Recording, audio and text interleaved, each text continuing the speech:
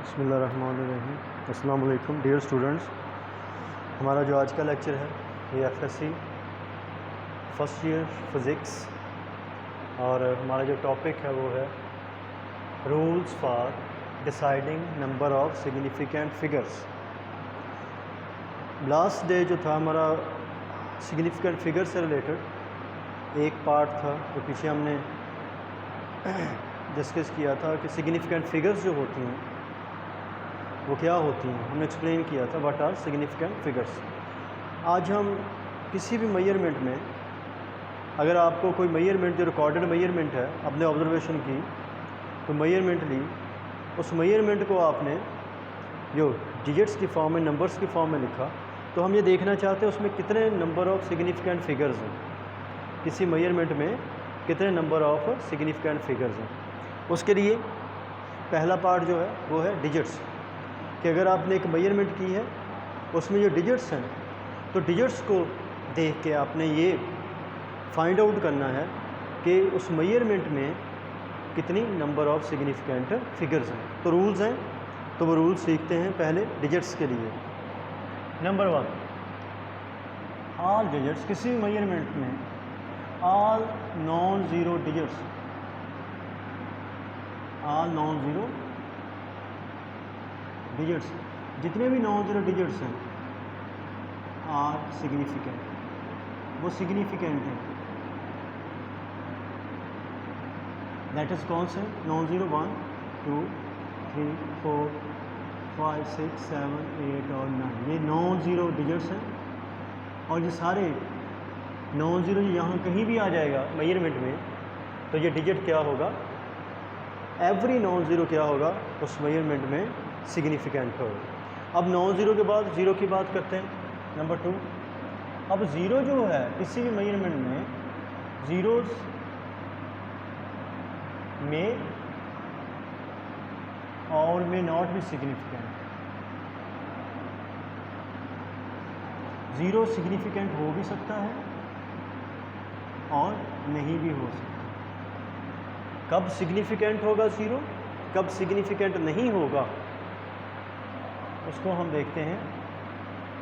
Number 1, zero कब significant होगा या कब सिग्निफिकेंट नहीं होगा। ऑल ज़ीरोज़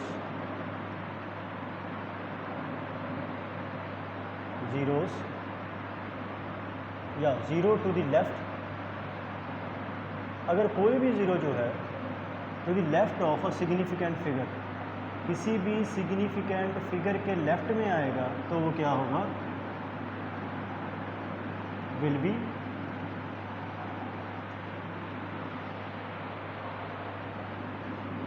या figure will not be significant, तो वो सिग्निफिकेंट नहीं होगा,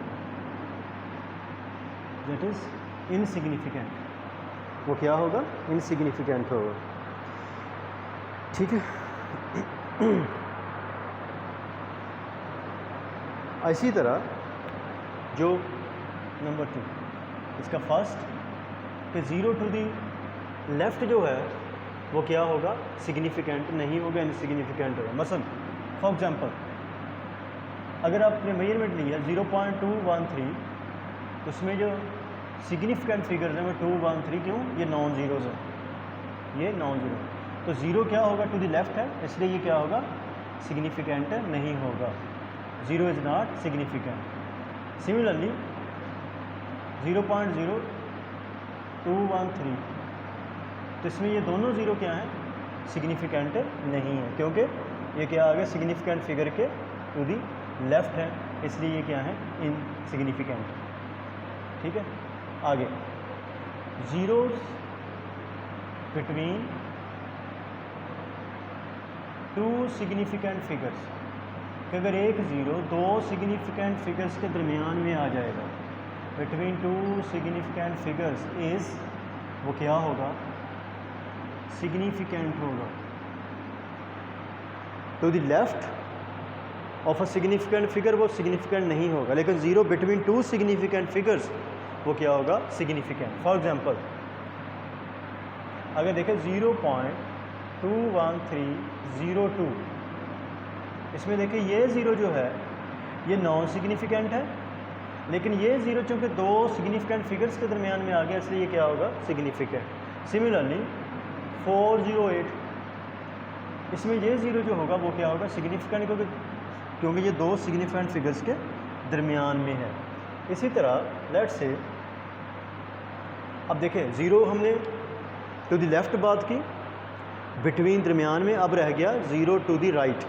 तो zero to the right, zero to the right of a significant figure, right of a, कि किसी भी सिग्निफिकेंट फिगर के अगर राइट पे आ जाएगा सिग्निफिकेंट फिगर, तो इट में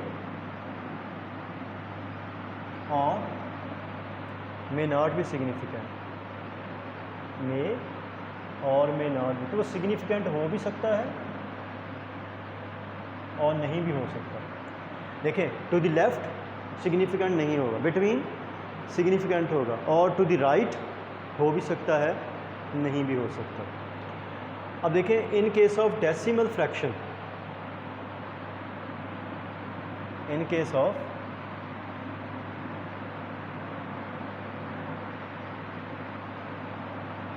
डेसिमल फ्रैक्शन, अगर ये मेजरमेंट है आपके डेसिमल फ्रैक्शन में है, यानी इशारिये में है, तो zero to the right is significant. तो zero to the right is significant, तो zero to the right is वो क्या होगा, सिग्निफिकेंट होगा।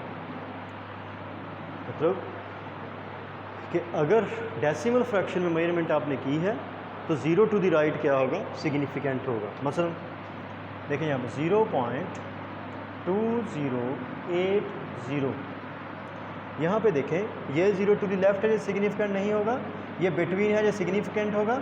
अब चूँकि ये डेसिमल फ्रैक्शन में है, इसलिए ये ज़ीरो टू द राइट भी क्या होगा, सिग्निफिकेंट। सिमिलरली 4.00, ये दोनों ज़ीरोज़ क्या होंगे, सिग्निफिकेंट होंगे।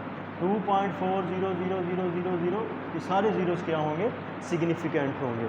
ये क्यों zero to the right significant क्यों होंगे, क्योंकि ये जो नंबर ऑफ़ ज़ीरोज़ हैं, ये डेसिमल के बाद हमें उस इंस्ट्रूमेंट की जो क्वालिटी है उसको रिप्रेजेंट कर रहे हैं। हमें ये बता रहे हैं कि जो हमने मेजरमेंट जिस इंस्ट्रूमेंट से ली है वो कितनी एक्यूरेट है और इस इंस्ट्रूमेंट की क्वालिटी कितनी अच्छी है, मतलब उसका लीस्ट काउंट कितना कम है। अगर देखें एक ज़ीरो होगी 4.0 फॉर एग्जांपल, तो इसका मतलब मीटर आउट से ली है मेजरमेंट, ठीक है, और मिलीमीटर्स पर, और दो ज़ीरोज़ आ गई मतलब वर्नियर कैलिपर से ली है। अगर एक और ज़ीरो आ जाएगी मतलब आपने स्क्रू गैस रीडिंग ली है, मतलब आपका डिवाइस की क्वालिटी अच्छी होती जाएगी और मेजरमेंट की जो रिलायबिलिटी है वो उतनी ज़्यादा क्या होती जाएगी, बढ़ती जाएगी। इसलिए zero to the right important है, क्योंकि वो उस डिवाइस की जो लीस्ट काउंट है उसको रिप्रेजेंट करते हैं और एक्यूरेसी ऑफ द मेजरमेंट को रिप्रेजेंट करते हैं, रिलायबिलिटी ऑफ द मेजरमेंट को रिप्रेजेंट करते हैं। ठीक है, ये अगर ज़ीरो टू द राइट। अब बात करते हैं, हमने बात की है फ्रैक्शन की। अगर इंटीजर्स हो, इन केस ऑफ इंटीजर्स, अगर मेजरमेंट इंटीजर्स की फॉर्म में हो, इन केस ऑफ इंटीजर्स, तो zeros to the right, zero to the right may और मे नॉट भी सिग्निफिकेंट। वो सिग्निफिकेंट हो भी सकता है, नहीं भी हो सकता, मे और मे नॉट भी सिग्निफिकेंट। ठीक है, और ये किस पे डिपेंड करता है, और ये डिपेंड करेगा उसकी जो सिग्निफिकेंट होना है किस पे डिपेंड करेगा, it depends upon accuracy of the instrument. उस इंस्ट्रूमेंट की एक्यूरेसी, क्वालिटी जो उसकी लीस्ट काउंट पे क्या करता है, डिपेंड करता है, जिस इंस्ट्रूमेंट से आप मेजर कर।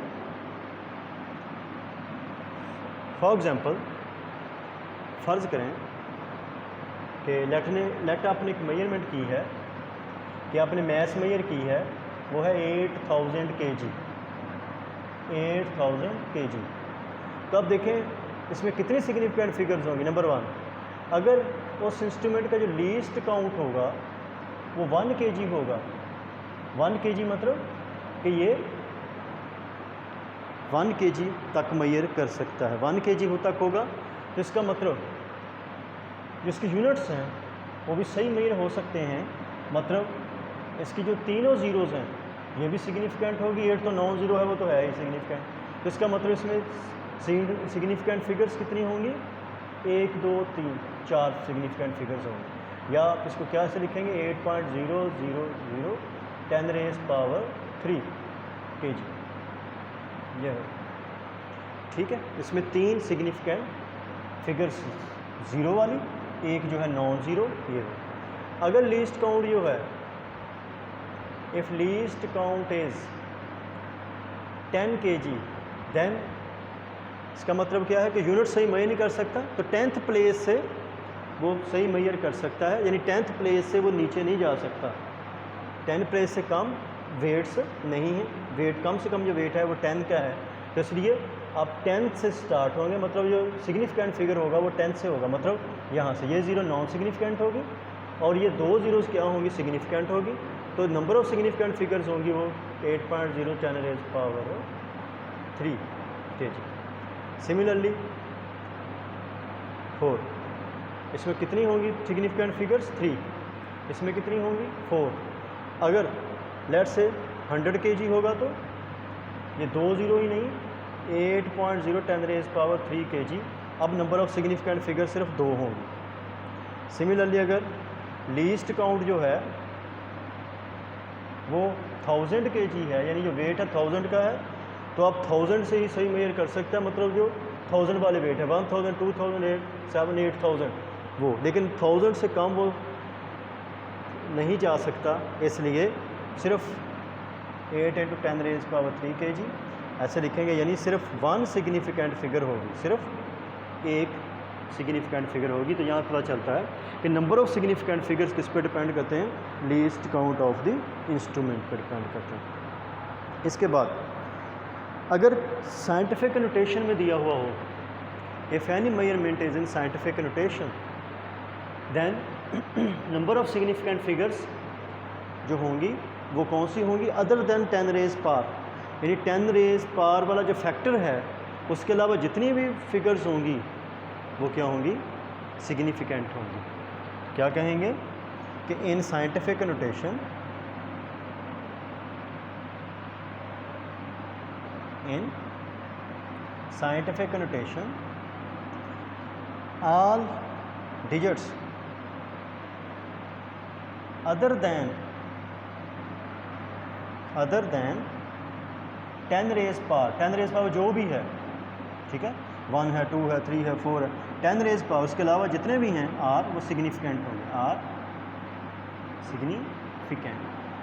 साइंटिफिक नोटेशन में लिखेंगे तो जितने भी होंगे अदर देन 10 रेज़ पावर, जैसे मैं यहाँ देता हूँ एग्जाम्पल, मसलन 3.0 10 रेज़ पावर 3, इसमें कितने नंबर ऑफ़ सिग्निफिकेंट फिगर्स हैं? 2, 3 और 0, या कि 4.2 दैट्स 10 रेज़ पावर 6, इसमें कितने सिग्निफिकेंट फिगर हैं? 2, 4 और 2। 10 रेज़ पावर जो है वो सिग्निफिकेंट नहीं है, 10 रेज़ पावर सिग्निफिकेंट नहीं है, इसके अलावा जितने भी डिजिट्स होंगे वो सारे के सारे क्या होंगे? वो सिग्निफिकेंट होंगे। ठीक है, ये रूल था डिजिट्स के लिए। अगला जो रूल है वो है मल्टीप्लिकेशन और डिवीज़न के लिए। हम देखते हैं मल्टीप्लिकेशन एंड डिवीज़न।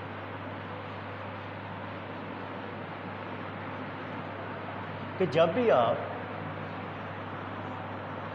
2 3 4 जो मेजरमेंट्स हैं इनको आप मल्टीप्लाई करते हो या डिवाइड करते हो, तो जो रिज़ल्ट में, प्रोडक्ट में या क्वेश्चन में नंबर ऑफ़ सिग्निफिकेंट फिगर जो होंगे वो कितने होंगे, ये हम बात कर रहे हैं। तो किसके लिए? Multiplication and division of number.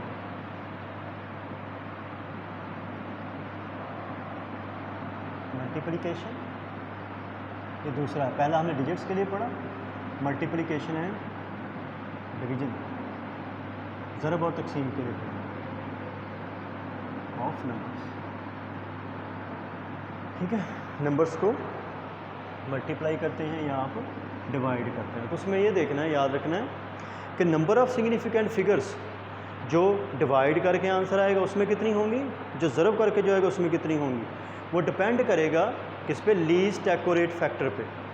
Least accurate factor मतलब वो नंबर या वो मेजरमेंट जिसमें कम से कम सिग्निफिकेंट फिगर्स होंगी, तो आंसर में उतनी सिग्निफिकेंट फिगर्स होनी चाहिए। फॉर एग्ज़ाम्पल 3 आपके पास मेजरमेंट्स हैं, आप उनको ज़रब कर रहे हो, तकसीम कर रहे हो, ठीक है। तो नंबर ऑफ़ सिग्निफिकेंट फिगर्स जो होंगी वो आंसर में जो होंगी वो डिपेंड करेंगी कि कम से कम सिग्निफिकेंट फिगर वाला फैक्टर कौन सा है, उसमें सिग्निफिकेंट फिगर्स कम से कम कितनी है, तो आंसर में कितनी होनी चाहिए, उस लीस्ट एक्यूरेट फैक्टर की सिग्निफिकेंट फिगर्स के बराबर। एग्जांपल से समझाता हूँ, मैं वो बुक वाली एग्जांपल ही लेता हूँ। एग्जांपल क्या है कि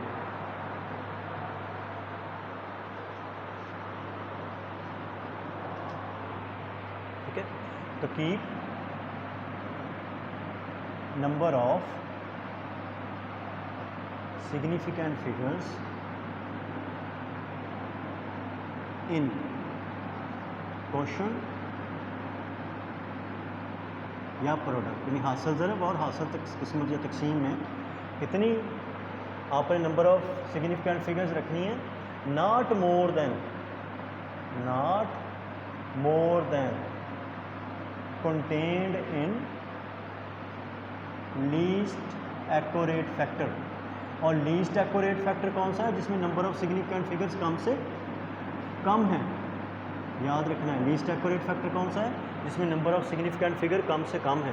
तो इसका मतलब हासिल ज़रब में ज़रब करके जो आंसर आएगा, तकसीम करके जो आंसर आएगा, उसमें नंबर ऑफ सिग्निफिकेंट फिगर्स होनी चाहिए, नॉट मोर देन, ज़्यादा नहीं होनी चाहिए उस फैक्टर से जिसमें कम से कम सिग्निफिकेंट फिगर्स हैं। तो एग्जांपल से बताता हूँ, मतलब 5.348 10 raised power -2 multiplied by 3.64 10 raised power 4 over 1.336, ये है। तो इसको आप हल करेंगे पहले कैलकुलेटर से, ठीक है। पहले चेक कर लें नंबर, इसमें देखिए कितनी निकले, जो 10 रेज वाला फैक्टर है वो नॉन सिग्निफिकेंट, तो 1 सिग्निफिकेंट 2 3 4, इसमें 4 सिग्निफिकेंट फिगर्स हैं, इसमें 1 2 3 सिग्निफिकेंट फिगर्स हैं, इसमें 1 2 3 4। तो कम से कम जो लीस्ट एक्यूरेट फैक्टर कौन सा है, ये वाला, कम से कम नंबर ऑफ सिग्निफिकेंट फिगर्स किसमें है, इसमें है। वो कितनी है, 3 हैं। तो आंसर में कितनी सिग्निफिकेंट फिगर्स होनी चाहिए, 3। तो पहले हम इसको हल करेंगे, आंसर जो है वो है 1.4, कैलकुलेटर से 1.45 768 768, ठीक है, 2 982 10 raised power 3, फिर 982 10 raised power 3, ये है, ठीक है। अब हमने नंबर ऑफ सिग्निफिकेंट फिगर्स रखनी है, इसमें कितनी होनी चाहिए, 3। अब 10 रेज पावर तो नॉन सिग्निफिकेंट है, ये तो आ जाएगा, ठीक है। अब देखें 3 रखनी है, बाकी को आपने क्या कर देना है, राउंड ऑफ। हम क्या कर देंगे, बाकियों को राउंड ऑफ कर देंगे, ठीक है। तो राउंड ऑफ कर देंगे तो कितनी होनी चाहिए, देखें 3 रखनी है। अब देखें 1 ये 2 3, तो 5 को हमने यहाँ तक, ये डिजिट टू बी रिटेन्ड, इसको आपने रिटेन करना है, और बाकी को आपने क्या कर देना है, ड्रॉप कर देना। 4 और के बाद इसके पीछे क्या है, 7 है, 7 इज़ ग्रेटर देन 5, तो 5 ऑड है, तो एक ऐड हो जाएगा, तो ये आपके पास क्या आ जाएगा, 6। तो ये कि नंबर ऑफ सिग्निफिकेंट फिगर्स कितनी आ गई, 3। तो लीस्ट एक्यूरेट फैक्टर के बराबर सिग्निफिकेंट फिगर रखनी है आपने आंसर में, जब ज़रब कर रहे हो या जब आप तकसीम कर रहे हो। इसी तरह for addition and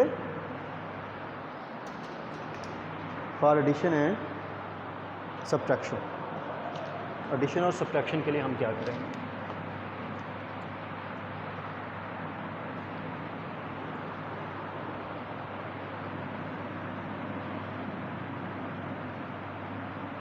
addition and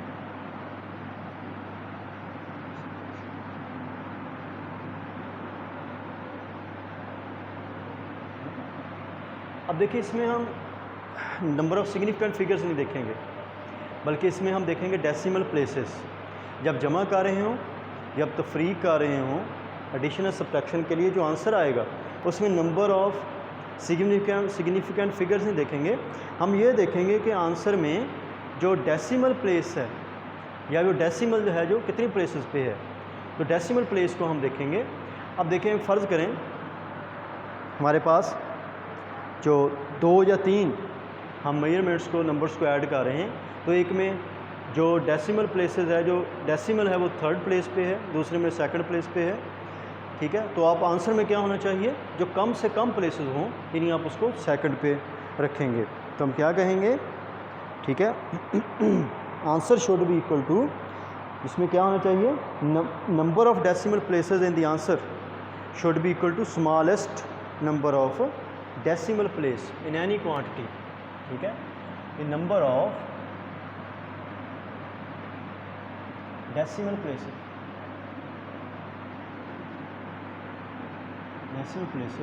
should be equal to the number of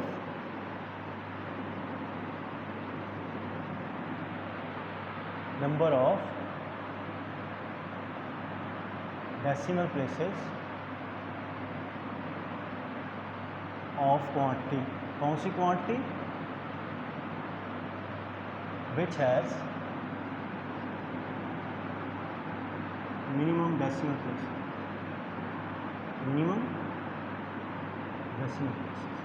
इसमें कम से कम डेसिमल प्लेसेस हो तो आंसर में उसके बराबर डेसिमल प्लेसेस जो हैं वो आनी चाहिए। बस हम 4.27, 3.2, 4.26 अब 7 इसको ऐड कर रहे हैं। ठीक है, ये है हमारे पास। अब देखिए इसको ऐड करेंगे, ये आ जाएगा। अब इसमें देखें आंसर क्या होना चाहिए, नंबर ऑफ़ डेसिमल प्लेसेस जो है इसमें कितनी है, 2, इसमें 1, इसमें क्या है 3, तो कम से कम कितनी है, 3.2 में 1 है, तो आंसर में भी क्या आनी चाहिए 1। तो आप इसको राउंड ऑफ कर देंगे, क्या आंसर आ जाएगा 11.7। सिमिलरली अगर सब्ट्रैक्ट कर रहे हैं, देखिए तो 12.42 सब्ट्रैक्ट कर रहे हैं इसमें 11.11, तो सब्ट्रैक्ट करें। ठीक है, ये हमारे पास 2, 3, 1 ये आ जाए।